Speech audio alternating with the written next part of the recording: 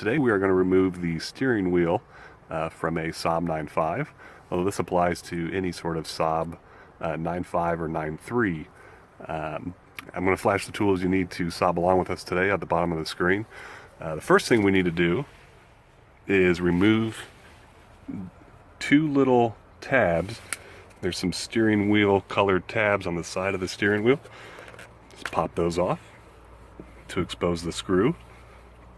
Take our T30 Torx wrench and remove the one on each side. Now that each screw is out, as you can see, it's time to remove the airbag.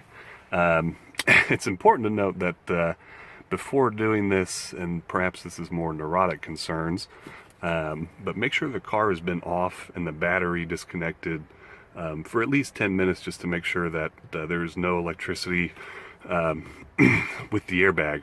Last thing you want is that thing to go off in your face. This is a junk car, so it's been sitting for a while. I'm not concerned, but it's just something to note. So now that each screw is out, we're going to gently pull the airbag out.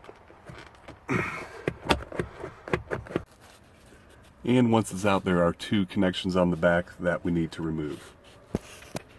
Next, we're going to remove the switch for our radio controls. It's just Velcroed in there, and then clips right out. Oop, we got one more. Once this is all free, we can safely remove the airbag.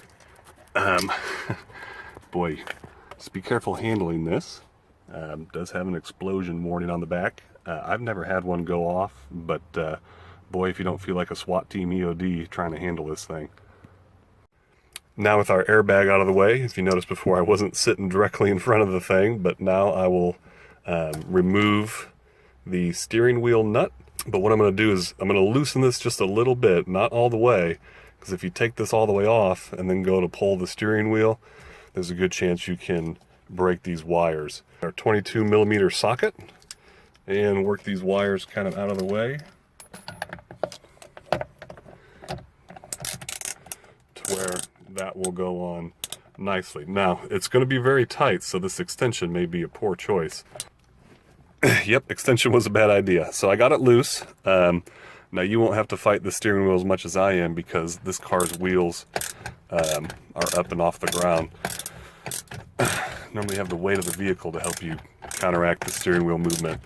Alright, so I got it a little bit loose, not all the way, and then I'm just going to gently pull up on the steering wheel. As you can see, it's now off the splines of the steering column right here. I'm just going to keep on loosening this nut and pull the steering wheel off, being very careful not to damage these wires, because what they'll do is as the steering wheel comes off, these will thread out the back. Now we can remove the horn piece, which you just pull up on it, and the wires are threaded right through here. So just feed each one of them out and get this out of the way. And on these newer style clips, you have to remove, which I've already done on this one, this sort of backing that the airbag wires have. Older style, they're more like this shape, but the newer style, they won't fit through the back of the steering wheel if you don't just pop these little guys off.